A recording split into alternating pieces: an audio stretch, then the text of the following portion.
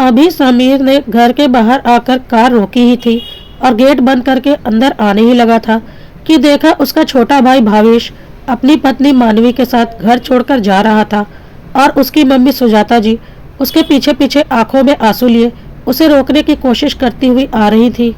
ये देखकर उसने पूछा, ये सब क्या हो रहा है? मम्मी क्यों रो रही है? और तुम लोग दोनों अपना सामान लेकर कहाँ जा रहे हो? देखिए भैया, अब हम इस घर में नहीं रहेंगे। मेरा भी कोई आत्मसम्मान है या नहीं? मैं इसलिए तो शादी होकर इस घर में नहीं आई हूँ कि मुझे बेइज्जत किया जाए, मानवी ने कहा। उसकी बात सुनकर समीर ने भावेश की तरफ देखा और उससे कहा, क्या बात हो गई भावेश, कुछ बताओगे भी मुझे? भैया, आप तो मम्मी का स्वभाव जानते ही हो, हर काम में मीन मेक निकालने की आदत पड़ी हुई है। अरे बहू को भी तो इंसान समझना चाहिए, हर समय उसके पीछे पड़ी रहेंगी तो पलट कर जवाब देगी ही ना। ये सुनकर समीर ने भावेश से कहा, भावेश, ये तुम क्या कह रहे हो? तुम्हारे जैसे समझदार बेटे के मुंह से ये बात बिल्कुल अच्छी नहीं लगती। आज तुम्हारी बीवी पर बात आई तो तुम्हें मम्मी में 10 कमियां नजर आने लगी। उस समय तो तुमने मेरी पत्नी पर हाथ तक उठा दिया था। यह सुनकर भावेश चुप हो गया।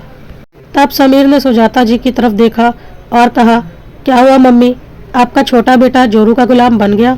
आज अपनी बीवी के लिए तुम्हें छोड़कर जा रहा है। यह सुनकर सुजाता जी भी चुप हो गई। वाकई आज सबको अपने कर्म सामने नजर आ रहे थे और समीर बिल्कुल समय पर सबको चोट लगा रहा था। आखिर कितना परेशान हुआ था वो अपनी शादी के शुरुआती दिनों में। सुजाता जी बहुत ही रूढ़िवादी सास थी, जो अपनी रूढ़िवादी सोच को बिल्कुल पीछे नहीं छोड़ती थी। उनके अनुसार तो बहू को हमेशा दबकर ही रहना चाहिए और उनकी इस सोच में भावेश उनका पूरा सहयोग करता था। दोनों माँ बेटे मिलकर उसकी पत्नी माधुरी का जीना दुश्वार किए हुए थे।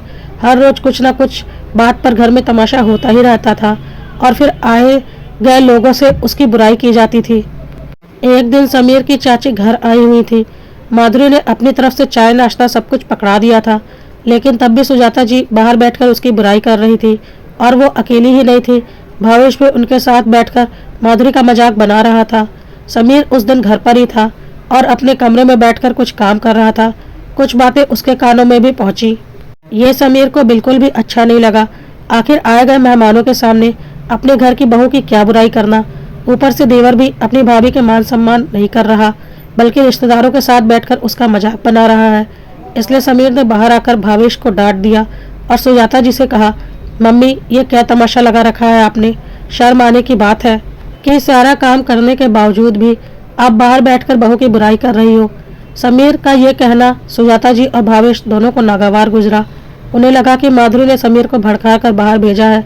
बस इसी बात पर बहसबाजी शुरू हो गई। भाई, आप भाभी के लिए अपनी मम्मी से जुबान लड़ा रहे हो। बहुत ही जल्दी रंग बदला है आपने तो। अगर मेरी पत्नी शादी के बाद ऐसी हरकत करती तो मैं उसे अच्छे से सबक सिखा देता कि ससुराल में कैसे रहा जाता है। भावेश ने समीर को जवाब दिया। भावेश, मैं तुझसे बात नहीं कर रहा हूँ, मैं मम्मी से बात कर रहा हूँ। तू क्यों बीच में आ रहा है? समीर ने उसे डांटते हुए कहा। छोटा भाई छोटा होकर सब कुछ समझता है, लेकिन बड़े में इतनी अक्ल नहीं कि वो भी ये सब तिर्या चरित्र को समझे। ये बहू मेरे घर की एकता को भंग करने पर तुली हुई है।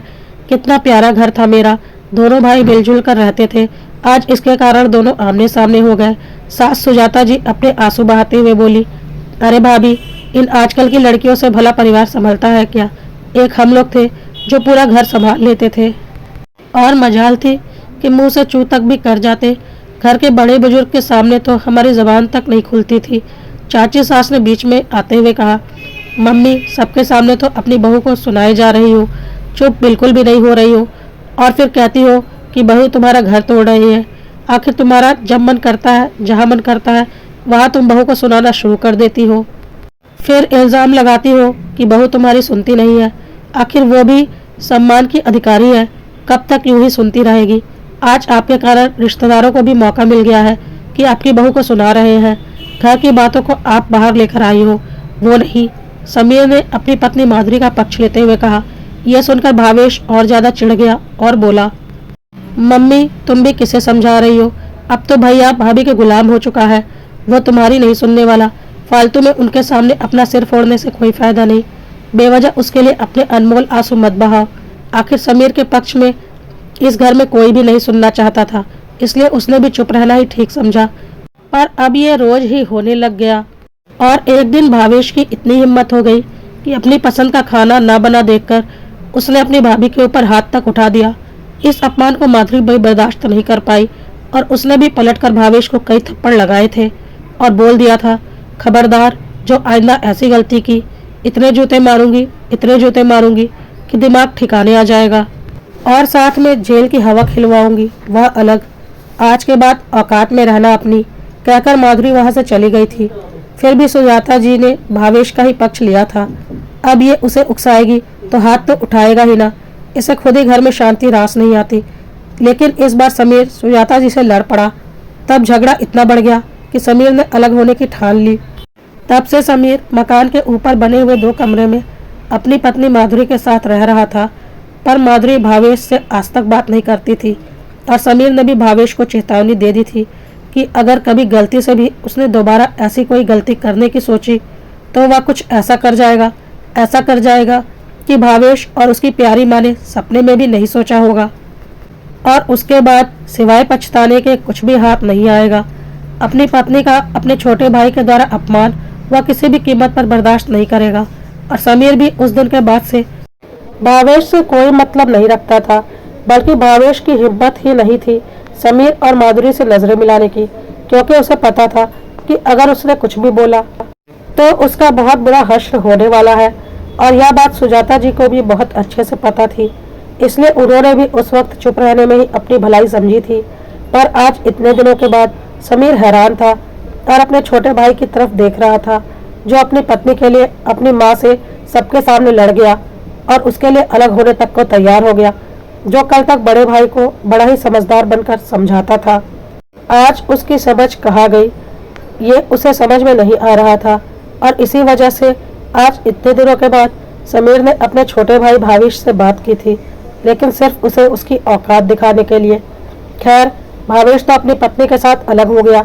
इधर अब सुजाता जी को अपने छोटे बेटे में 10 कमियां नजर आने लगी थी, इसलिए वो अब माधुरी और समीर पर अपना प्यार उड़ेलने लगी थी।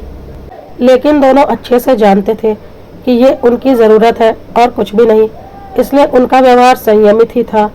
दोनों नीचे आकर सुजाता जी को संभाल जाते थे, पर इस शर्त के साथ कि उनके सामने वह अपने छोटे बेटे बहू का कोई भी जिक्र नहीं करेंगी, वरना वह दोनों भी उनके पास आना बंद कर देंगे। क्योंकि समीर का साफ कहना था कि भावेश ने जो नीच कर्म अपनी भाभी के ऊपर हाथ उठाकर किया है, उसे वह जिंदगी भर नहीं भूलेगा और जिंदगी भर उससे कभी बात नहीं करेगा। उस दिन भी उसने मजबूरी में बस भावेश से कुछ बातें बोली थी, पर भावेश के लिए उसके मन में अब कोई भावना नहीं है। नफरत करता है वह उससे। और माधुरी का भी यही कहना था कि देवर होकर मुझ पर हाथ उठाने की गलती कैसे की उसने। दुनिया इधर की उधर हो जाए, मैं उस नीच घटिया इंसान के मुंह कभी नहीं लगूंगी। सुजाता जी चुपचाप यह सारी बातें सुनती थी, पर वह कुछ बोल नहीं सकती थी।